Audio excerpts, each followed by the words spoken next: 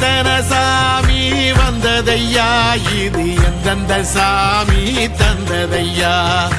எத்தனை பாட்ட சொன்னதையா, அத சுத்துற பூமி கண்டதையா.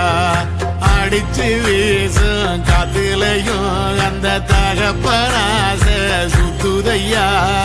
பிடிச்சு பூக்கும் விதையிலும் ஒரு வம்சத்து கதையே உள்ளதையா. 100 தலைமுறை சேர்ந்து செதுக்குன ஈர நலம் இது பாறையா. வாழும் வரையிலும் நீயும் விதைக்கிற கடமை இருக்கு கேளை.